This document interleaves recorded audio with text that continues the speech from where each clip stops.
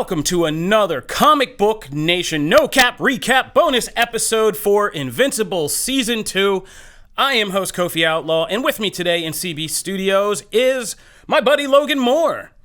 This is weird. I've never recorded too many of these in studio like this. It's unusual. Well, get comfortable because this is only episode 2 of 4, so we got a couple more weeks of Invincible to go. But if you haven't missed it, and this is my usual plug, subscribe to all Comic Book Nation platforms, subscribe to our audio platforms on Apple Podcasts, subscribe to our YouTube page. We were dropping this content and a whole lot more. Even this week, we have a lot going on. We have Attack on Titan ending. We have our comic segment, the pull list. We got Invincible recaps, our regular show. The Marvels is coming out. Loki is ending. There's a lot going on, so be sure to subscribe so we can get all of that to you. Now, let's get back on what we are here to talk about. Invincible Season 2, Logan, I know we're not going to beat around the bush because, like I said, I keep saying this no-cap recap thing, and now we got to live it. But we talked before the show, this was still a good Invincible episode. I think I put it in the show notes. Let's see what past Kofi wrote here. He said something, did this keep up the momentum of the Season 2 premiere? Was it packed with too much? Or is this exactly what we love about Invincible? This episode was called in about 6 minutes, and then there's a whole other thing. I just say in 6 minutes, ... and just leave it at that. But of course, the main thrust of the episode was kind of Mark trying to get over still this kind of identity crisis he's having about, the daddy issues. Will I be my father? Will I not? It's expressed through this mission he goes on. Mm-hmm. It involves Atlantis, but it also has so much more going on.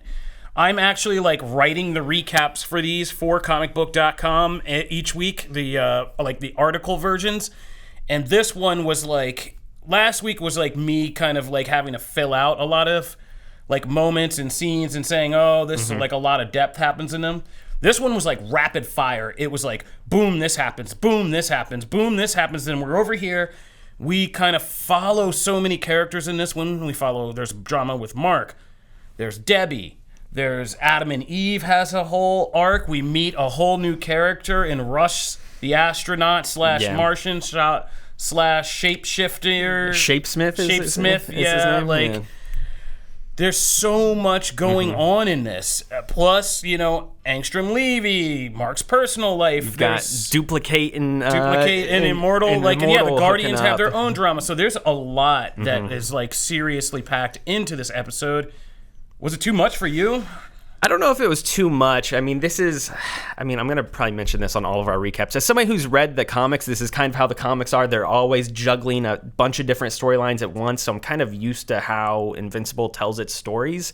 I think more than anything, there's not any larger things that I feel like we're really building towards in this episode. There's just a lot of smaller character moments, and like you said, all of those are important. There's a lot of things that happen with Debbie and with Adam Eve and with Mark and all the different characters you mentioned that are important for their characters moving forward, but there's nothing in the larger scope of Invincible in the story. And there's a lot of stuff from the end of season 1 that still really hasn't been, touched on. Where is Nolan? Where is an Omni-Man? What's going on there? Are we going to see him back? We know the Viltrumites are out there. Where's Alan the alien? We know him and Mark had a... there's just a lot of these lingering story threads that don't really get touched on in this episode, and the things that they do opt to kind of highlight is hey, we're going to go spend some time. Remember Darkwing? Well, here's the new Darkwing. And here's... Atlantis? Here's Atlantis now. And Donald's got his own little side story now. Donald got blown up, but now he's alive. And that's something people actually had a big question about with episode 1. Wait, how does he alive again? So they do touch on that in this episode. And I like where that ends up kind of going. But yeah, there is a lot in this episode, but none of it feels super important now. And it is weird too, because again, I've seen the first 4 episodes, so I know how this first chunk of season 2 You're burdened by knowledge, Stark. This is what happens. Yes, I know how the season progresses, so I know that like this episode does a lot of good heavy lifting for where the other episodes go, and so in that sense it does feel pivotal. But on its own, like when I just went to rewatch this before we recorded this, I was like, oh, this is kind of like a boring episode in some ways. Yeah, but even as we're seeing kind of the seasonal trailer footage play, like, I forgot. Finally got to my notes and just saw how many things were in here. We get the return of Doc Seismic. Yes. So we pay off that whole thing in season 1 at the end, where the post-credit scene where he ends up with like the lava chuds or whatever. Mm-hmm. And so there's that whole thing. But this episode is so packed. That's what I kept thinking, is like things that you think would be the centerpieces of other shows and episodes are so rapid fire. Mm-hmm. Burn through. That whole sequence is both the return of Doc Seismic, this thing from season 1, and Mark's graduation from high school. Mm-hmm. And so, like, you know, graduation day in like any other superhero show would have been the whole episode, like having to do all this thing to get to graduation on time. Does the hero make it or not? What's the speech? What does it mean for the episode? This is just the kickoff for this episode. Mm-hmm.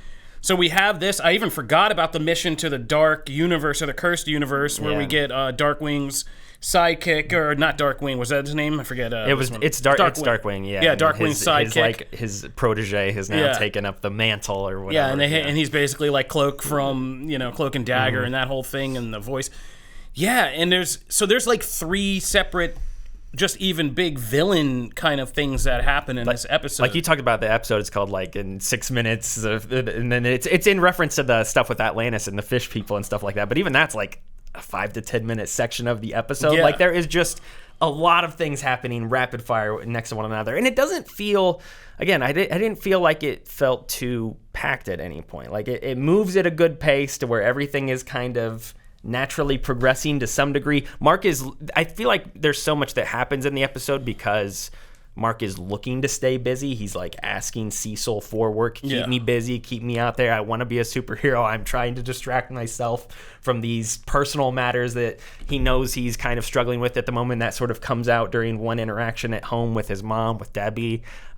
So he's just trying to keep himself preoccupied. And so I feel like this episode kind of, in that sense, puts you into his sort of mind frame of like putting a bunch of carrots in front of the viewer's face constantly. But in the midst of that, it still does manage to also balance with some real deep emotional stuff. Like, to its credit, this episode does kind of thematically pay off in the moment where Mark is ordered to leave Atlantis and disobeys that order because he is more compassionate than his father. And even though these people were like going to screw him over, the fish people were basically going to, see if he get killed and eaten, he saves them anyway because he's not Omni-Man. He doesn't consider them like lower life forms in that kind of like scary sociopathic way that Omni-Man looks at things. And the complexity of him both disobeying an order but doing it for reasons that are for the right reasons. All of that. So that is a good payoff. There's some really powerful emotional stuff with Debbie when the whole real estate thing, like that's real serious stuff. That scene where she sees that other couple and the husband's like completely not really over the line of abusive, but like not good guy, like clearly. Yeah. And her reaction to that and the lasting trauma of her being treated like a pet and that thing she says and, where that leads with her just like wrecking the house by the end is just like, that's all powerful stuff. And I even thought, I think I wrote in the show notes, like, man, this show, that Adam Eve content, like, really just does hit different. Like, that special, everything with her like, foster step-parents or whatever it is, like, every time I get to see with them, I'm like, oh, man, like, I don't know if I'm emotionally ready for this. And this one, you don't think, and they do a good job, this show does a great job of just making characters gray.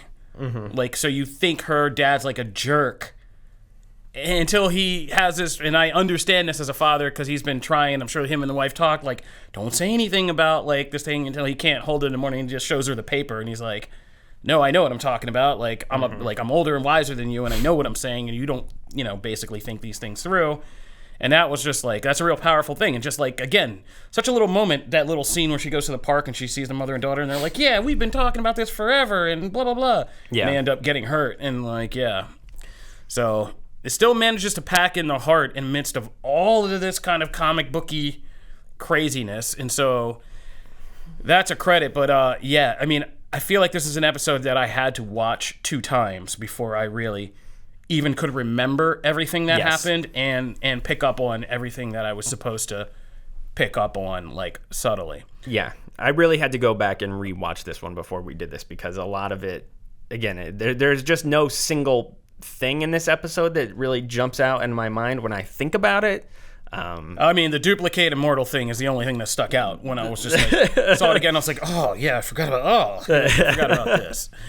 All right, I think we got it. Let's talk about the ending because we do get a brief, as you can see in our like little header image here, we get a kind of brief kind of scene with Angstrom Levy, and we see kind of what he's now doing with these new powers, which is what's interesting about this guy and this take on it with the multiverse is, and you kind of alluded to this as somebody who read the comics and said, like, you know, promised us in the thing, it's all on you, but like you promised us that this guy is like a really good villain. The way they use this is really good. Because there were a lot of people who said, oh my God, another multiverse show. And like, of course, this was written in the 2000s and like Invincible's really old, but like, not really old, but like it earned its spot to tell this story before this became the thing. But we see how he's different than, say, like Kang the Conqueror or something like that. Like, he's just literally kind of slipping through dimensions and he's gathering intel. Like, which is really interesting. He's saying, like, how did they beat you on this planet? And he's like, okay. And then he leaves. He kind of has, the thing that I like is he has sort of, something that I like about like a lot of like Spider-Man villains is he has like a personal vendetta against Mark. And so he's going through other timelines and seeing how he's been beat and seeing how other timelines played out, or how other universes played out. But he's doing it all to get back at the one who slighted him in his universe, which is the Mark Grayson that we know. And so that's a very, I love villains that are specifically out there. He doesn't want to like get rich or control the world or anything. He's just like, no, I just want to defeat Invincible. Like, this is my arch nemesis and I have to find a way to get at him in all ways that I can. And I love that. That's something I feel like comics almost don't do enough nowadays, and it makes it that much more enticing. I mean, yeah, that was great. Like, yeah, classic Spider-Man. I mean, one of the best mysteries is still the Green Goblin, which is, you know, somebody who was specifically messing with Spider-Man. So, I mean, I'm on board for that. So, yeah, this was a kind of, I mean, this was one of those, like you say, it's not a filler, but it's definitely like a table-setting episode. For sure. What did you think about the other stinger at the end with the Lizard League and their returning King leader? I realized at first, I messaged Matt and I was like, I don't think I actually, the first time through, I think I was going through these so fast, I don't think I even got to that scene. And I wouldn't have gotten to it either, except I just had it on. I was like writing down notes for the recap. Then I came back and I was like, wait, what? And I was like, oh my God, like there's a whole thing with this too. I even forgot to mention, the Lizard League's in this. So there's like, yeah, this is a show where there's like 4 or 5 different like villain antagonists that actually get like scenes and development. I mean, and there's stuff that we don't even see in this episode. Again, where's Omni-Man? What are the Maulers doing now? Or the lone remaining Mauler? You know, like there's a lot of there's so many things being juggled at once at all times at Invincible. Yeah. But luckily, there's recap shows here, and we can help you get through all of it. We will be here each week. As we said, you may need to even drop off, rewatch this episode a second time, and come back and kind of look at all the things we were talking about.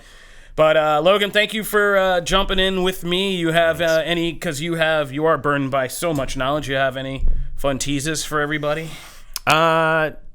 Episodes 3 and 4 are my favorite of the first chunk. So okay, it only gets better from here. And I think the season's off to a strong start. Like, I know I'm a little bit down on this episode. I still think this is a good episode of TV, but in the context of the larger season, 3 and 4 are my 2 favorites by far. And I'm excited to see how people react to these coming up here. Okay. Oh, man, I'm excited too.